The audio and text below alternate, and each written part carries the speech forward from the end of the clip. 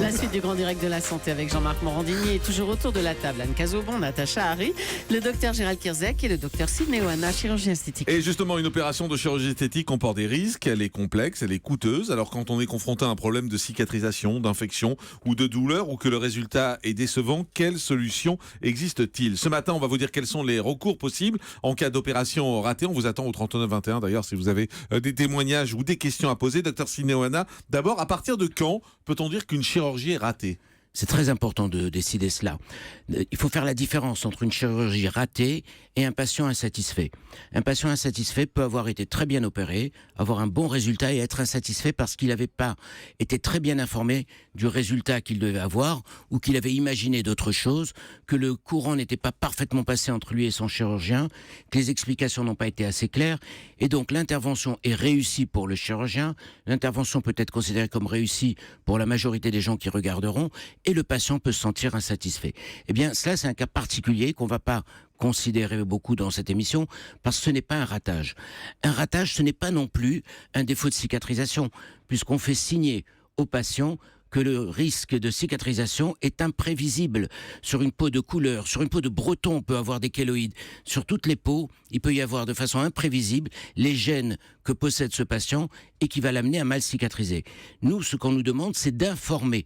On a un devoir d'information qui doit être très important. On n'a pas un devoir d'éviter une cicatrice qui est imprévisible. Ceci dit, on a des terrains sur lesquels on peut le deviner.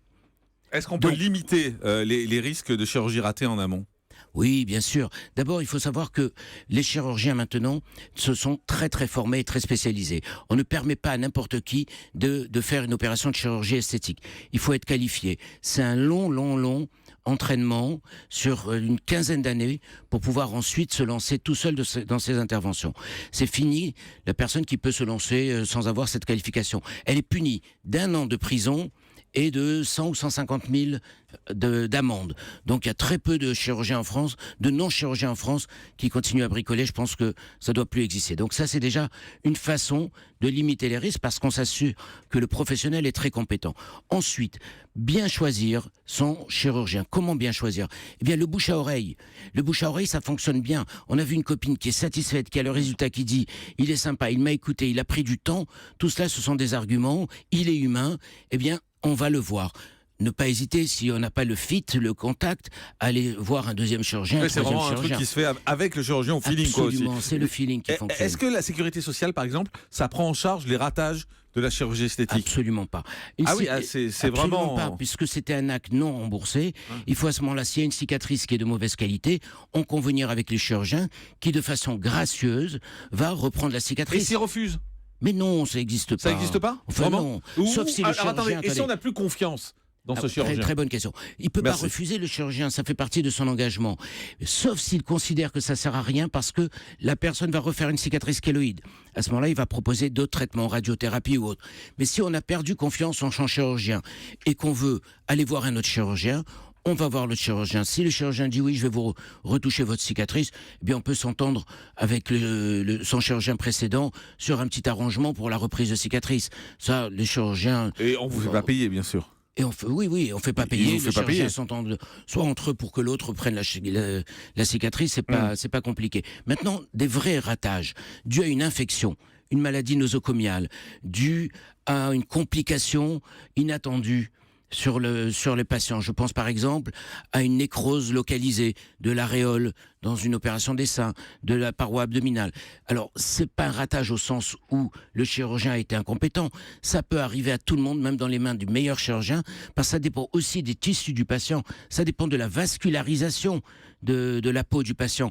Une patiente qui perd un peu la sensibilité de son aréole et qui ne revient pas complètement. Ça dépend de l'innervation aussi de son aréole. Ce ne sont pas des ratages, ça fait partie des risques imprévisibles qui sont heureusement très faibles dans cette chirurgie esthétique. Et il y a des recours pour cela.